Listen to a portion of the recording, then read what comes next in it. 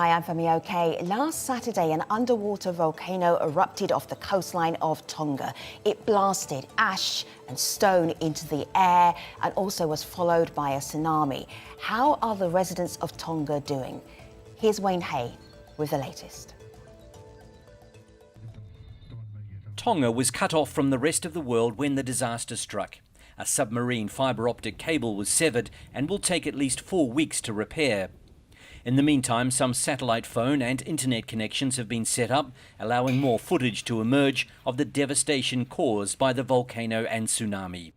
For some family in New Zealand, the slight improvement in communication has come as a relief. Even though everything, parts of Tonga, the houses,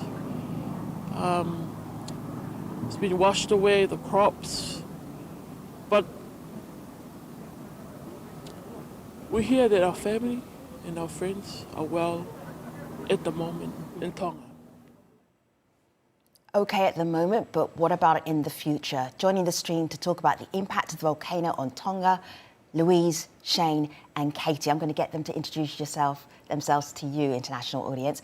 Louise, so good to have you here on the stream. Tell our viewers who you are and what you do. Yes, I'm Louise Waterhouse. I'm the Honorary Consul General for the Kingdom of Tonga in Australia, and I've been in my role in a voluntary capacity for about 25 years or more. And so we've had exposure to this volcano going back to 1988, coming and going, but never been at this level. So it's quite an extraordinary situation we find ourselves in at the moment. So glad to have you here on today's show. Hello, Shane. You're very welcome. Please introduce yourself to our viewers. Malo ele. My name is Shane Cronin. I'm a volcanologist. I work at the University of Auckland in New Zealand. I've spent a long time working on Tongan volcanoes, and I'm working with a large team of international and New Zealand volcanologists trying to understand this ongoing situation. Thanks for joining us, and hello, Katie. Welcome to the stream. Tell our audience who you are and what you do. Hi, everyone. I'm Katie Greenwood. I'm the head of delegation for the International Federation of Red Cross and Red Crescent here in the Pacific, and I work with all of our different Red Cross organisations right across the Pacific, including the Tongan Red Cross. I've been working in and around the Pacific for the last 15 years or so and absolutely love it and pleased to serve with these people. All right, so we have Katie, Shane and Louise, and you. If you're on YouTube, you can ask them questions. They have so much expertise to share with you and experience. The comment section is right here. Join it and be part of today's show. I am wondering, Louise and Shane, what it looks like in Tonga today. Louise, you start. It looks like a moonscape. We went from one moment of green, luscious coconut forestation to just a moonscape of grey ash everywhere. And I mean absolutely everywhere. The aerial photos is just everything looks black and grey. Even the airport was closed for 3 days and needed 100 people, including volunteers, to sweep it clear. And you can just imagine black soot covering everything you have. All the islands of Tonga just covered in soot. Shane, we're looking at some pictures Yeah, here. I don't want to sort of downplay how serious and terrible the situation is, you know, for the beautiful country of Tonga. But I was very relieved when I did see these images because there is definite impact, and obviously the tsunami and the ash impact has been massive. But it was so much. I feared actually for worse, given the explosivity of the event, and I feared there could have been even 10 to 20 centimetres of ashfall, for example, and it seems in the few centimetre range. So, you know, this is an immediate issue, but I believe that the recovery will be swift. All right, let's talk about the recovery and the humanitarian effort. I'm going to bring in Grenada Clegg from the Humanitarian Network Council for International Development. I'm going to play her comment that she sent us a little bit earlier, Katie, and then respond directly off the back of it. Here she is. This is a really tough and challenging emergency in Tonga, and with patchy and limited communications, we're really struggling to make contact with our partners on the ground. But what we're hearing from the Tongan government is that water, food and fuel is critical, and the Tongan government is also desperately trying to keep COVID out of the country. So the best thing people can do right now is support New Zealand agencies through cash donations, and that money will get to the communities on the ground who are delivering that critical aid. We know this will be a terrible crisis for many years to come, with significant and ongoing impacts to the communities of Tonga. I think a lot has been said there, and it's absolutely right. Everything in that conversation, right from the challenges that we face as an international humanitarian community in responding, have been a little bit unprecedented, particularly in the first 72 hours of this disaster, when we couldn't get in touch with people on the ground at all. And we just had to trust that all the preparedness and the training and the response and the pre-positioned relief supplies that we had on the ground was going to do the job. And, I think that a number of things have been said there. The challenges also of the overlay of COVID. We do not want to be swapping one disaster for another at this particular point in time. And so the Kingdom of Tonga is absolutely right to have some of the protocols that they've got in place there around response. The other thing that was mentioned is the sort of the time range on recovery there. So we know that in disasters we've got short and medium and long-term kind of response windows, and they're all critically important, but they all look slightly different from each other. Louise, can you explain the water challenges for Tonga? Because I believe there are no rivers in Tonga. So when there is a tsunami or a natural disaster like the one Tonga's experiencing right now, how much water is there? Well, that's the problem. We have most of the water is either bore water or through water tanks, and those water tanks have been polluted with the air, the ash coming through the air. So it's just an absolute disaster. We're trying to get water supplies in, and already yesterday New Zealand and Australia sent over emergency water. But we're also looking to try and find some water purification. And the thing is that, Simi, it's not just the water, it's the air quality. You can imagine the breathing in of this ash that's in the air. And fortunately, we sent a container of masks, 250,000, which were not needed for COVID, but maybe now they're coming in handy. The other thing which has been a disaster is the entire crop. The whole crop has been destroyed by the ash coverage that's come over the island. So you can imagine we have this immediate disaster of drinking water, air that you breathe, but also the ongoing disaster of food. We're just really worried about what's going to happen for Tonga going forward. Femi, I think Shane and others... Sorry, I think Shane and others have got some really good information for people on the water situation and how water can be treated there in Tonga at the moment. Yeah, go ahead, Shane. Absolutely, and the water supply situation, and we're seeing from the pictures there that not only are the roofs damaged, but also many of the tanks damaged.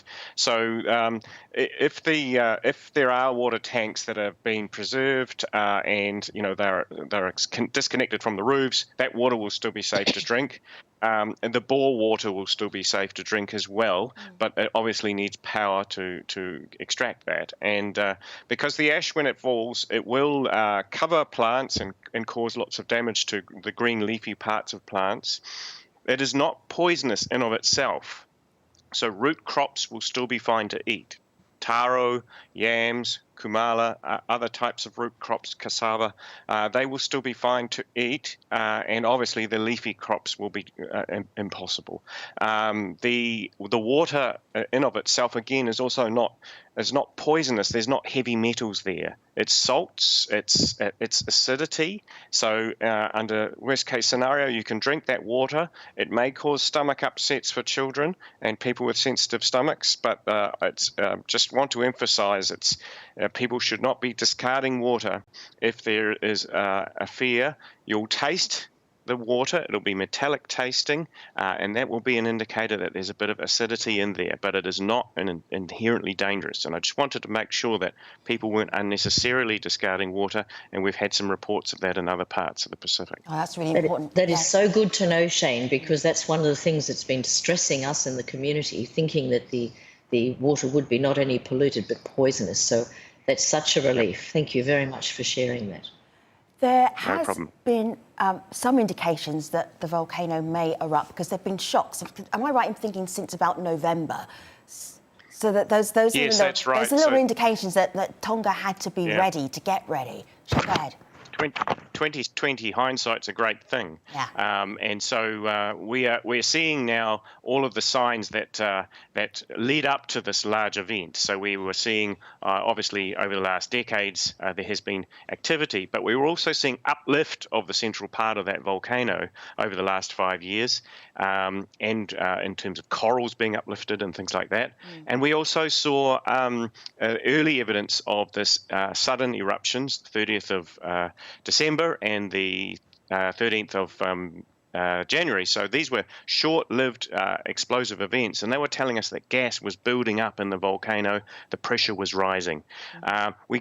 We couldn't really tell from a day-to-day process when that was going to actually happen, though, because there is no monitoring on site. It brings us back to the point around the communications. The infrastructure is so poor in many of these South Pacific countries, and there is little support internationally to try and bring overlaying layers of infrastructure. We're talking communications, obviously, but also in terms of hazard warning. Okay. We have so little information to go on because there are no working seismometers nearby, and the team on the ground, I mean, there's a fantastic geology team in Tonga, Tanila Kula and his team at the Geological Services. They've been having to go out on boat to watch the activity of the eruption as it happens, which is really, really dangerous for them. It's also very difficult because you're reacting to a situation rather than trying to forecast it. So we've been trying to help Tanila and his team using as much knowledge as we can, and obviously international community has been pouring in here, where we've had people from the USA and the UK and all over the world that are pouring their knowledge into helping this through the All right, so Shane, I've got some questions. I've got some questions because our audience are very curious. So let me share this one with you, Katie. First of all, this one is on Twitter, and the tweet in response to our programme subject today: everyone seems to depend on cables and satellites. How about some good old ham radio? A must in such remote places. I mean, part of the anxiety of the Tongan diaspora is they don't know what happened to their family and their friends. Would radio, Katie, would that make a difference? It already has made a difference in the initial hours of this response. So I saw that. I saw a tweet like that earlier in the week and completely agree that we need some low-tech, low-expense fixes in the mix in all of these places. So we did use HF radio in the early hours. Certainly that was used within Tonga itself when all communications went down. So like everything, you need a mix. High-tech solutions are fantastic. And when Shane was talking then, I was really reminded of the old adage of building back better. And as we do build back in Tonga after this disaster, I think, we in Red Cross will be thinking about things like, do we need a VSAT on our building for Red Cross? Because in the days after this, that's the only way that disaster cooperation has been able to happen. And that's been shared really well by people who have it. USP, the Asian Development Bank and others, are really helping out with that. But do we need that? Do we need, more radio technology so that if these things happen, people can communicate with each other? I think the high-tech solutions are fantastic, but we also need some low-cost, low-tech to be able to scale up our responses really quickly on the ground. I'm going to put another question from YouTube. Absolutely. The resilience of multiple technologies is... I have so many questions. The resilience of multiple technologies is hugely important. Excuse me. I have so many questions for you, so I'm going to pepper them with you because the audience are really keen to find out more. This one, Louise, is from Shivance. This is a clear example of what happened to Tonga, of the necessity of disaster preparedness and for other states too. You were practising, you were getting prepared. Was it enough, Louise? I don't think it's ever enough, but yes, we're right. I think we saved lives with all the preparedness for tsunami, and the tsunami warnings and drills that have been going on in Tonga over the last few years have been definitely a great help. But yes, you're never prepared enough. But what I wanted to say also is when we talk about connectivity and technology, the cable that connects Tonga to the outside world, that means to the Southern Cross cable that goes from Australia via Fiji to the States, that ran actually right alongside this volcano. So it couldn't have been in a worse position. So when we had the eruption, then of course the first thing to break was the cable, and it broke in two parts, one beside the volcano and the other another area because it was sitting on a coral reef, and of course the coral cut through the cable. And the problem we have now is to repair this cable. It's going to take 3-4 weeks because we have to bring a boat from Papua New Guinea and obviously access in difficult conditions. So that's why we need to come back to simple technology and be able to go back to the old days when we could, call without having a satellite or without having a cable. And I think it was a good point about the ham radio. Femi, also the disaster preparedness angle that you're talking about is absolutely critical. And I think Shane said at the beginning that he was, almost pleasantly surprised that the effects of the volcano and tsunami were not as catastrophic as we first thought that they might be when we were watching from afar. And I've definitely, we have definitely had that feeling as well. We expected mass casualties. We expected absolute devastation. And, to not have that, that's as a result of people knowing what to do, being well informed, having well coordinated people on the ground who have supported evacuations and the like. And that, we've had prepared stocks ready for 1,200 families on the ground, ready to go immediately with the things that people need. That preparedness just cannot be underestimated. There's so much fascination also the deep about cultural memory. Yeah. There's a deep cultural memory of disaster events around Tonga and the Pacific, and so people really respond well to natural signs. For example, when the water goes out before a tsunami, or hearing booms and feeling earthquakes, and so people are very naturally resilient. But the incredible ongoing efforts of organisations like the Red Cross and like the South Pacific Community and so on to keep bringing these messages through to the modern day is very important. All right, I'm going to test your knowledge of volcanoes. I'm going to move on just a little bit, Louise. Do excuse me, I'll come right back to you. I want to bring in Heather Handley because there's a lot of fascination and curiosity about volcanoes, this underwater volcano. This is what Heather told us a little bit earlier. What made this particular eruption difficult to categorise was that usually when we assign a size or a magnitude to an eruption, we use two main factors. These are how high that the plume goes into the atmosphere, but also the amount of material, the volume of material that's been ejected. And what was quite unusual about this eruption is that it was an extremely powerful eruption that produced ash and gas that reached at least 30 kilometres into the atmosphere, and current estimates suggest even as high as 39 kilometres high. But despite that, it was a very short duration eruption, and it didn't produce a lot of material that we would expect from a magnitude eruption of that power and explosive nature. See, Shane, that's what Shane was saying earlier. Like, the devastation was not as bad as he was expecting it to be. Katie, you heard the volcano and you were where? I'm in Fiji, which is 700 or 800 kilometres away from Tonga. And yes, we on Saturday afternoon heard this like booming sound, almost like cannon shots or loud thunder.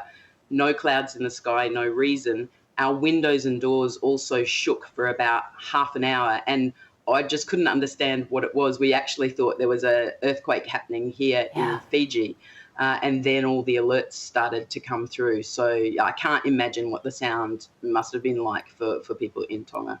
Louise, what is it like when you see that footage? We're looking at the eruption right now. You know it's off the coastline of Tonga. Is that your biggest nightmare? Well, of course it is. It is an absolute nightmare. And the curious thing about this is we've known about this underwater volcano, and it's been popping up and popping down. And I remember back in 1988, the then king sent a boat out with a flag to claim this new island for Tonga. So we all laughed and said, now we have not 172 islands, but we have 173. So it's been a bit of a curiosity. We've never, ever thought it was going to be so dangerous as this. And now, of course, we know that this volcano is sort of on a 1,000-year cycle. That means that the last time it erupted with this magnitude was in 1050 AD. and we now know that it was actually due to erupt about now in the next decade or so. So it's extraordinary. It's been under our noses and coming and going over the last X years, and we've just thought of it as a curiosity. Shane, excuse me for asking you as a professor to do a speed round on volcanoes, but I know you're up to it. I've got so many questions here for you. All right, so James Reedy, what is the current activity? Yeah, good question. And I was about to say one of the most important things that we as a community of volcanologists are trying to understand now is what's going to happen next. So we've had our big event, and what are there going to be more eruptions? And that's the most important question we're focusing on. So currently, the New Zealand Volcano Science Advisory Group, with all universities across the country plus GNS Science, we're coordinating all of our knowledge and equipment. We have people and equipment standing by.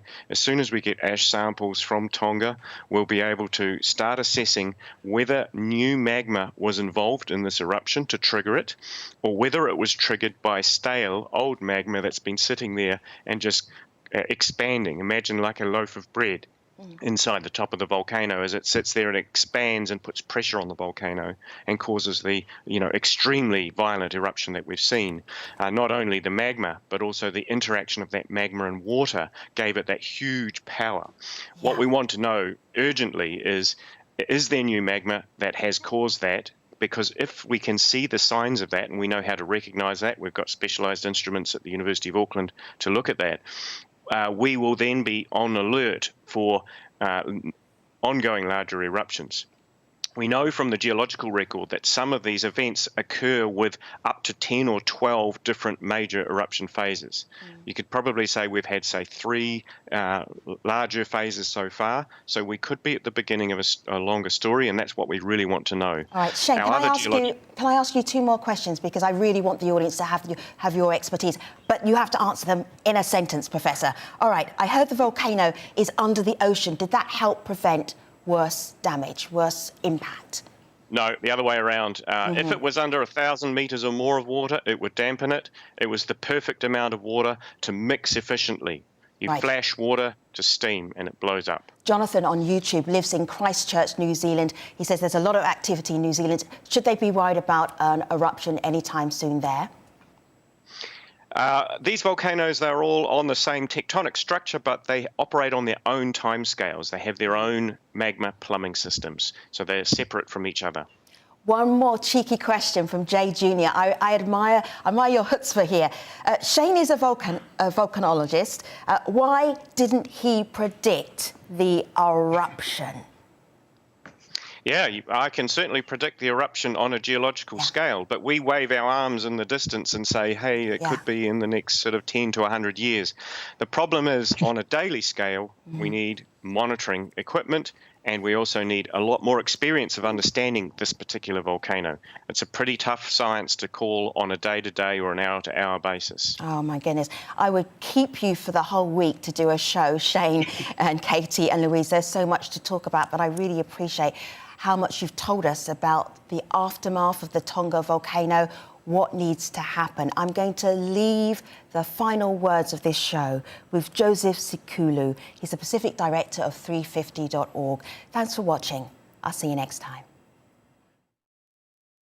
The cleanup has already begun, and Tongans, like islanders all over the Pacific, are no strangers to natural disasters. Building the resilience of our people against the escalating climate crisis means that our people are already equipped to recover from this disaster too. The road to recovery will be a long one, and over the next few days, we will begin to fully understand the effect the ash from the eruption has had on our water systems and agriculture of our islands.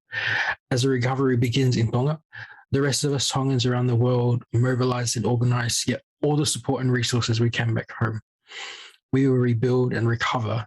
This is what we have always done.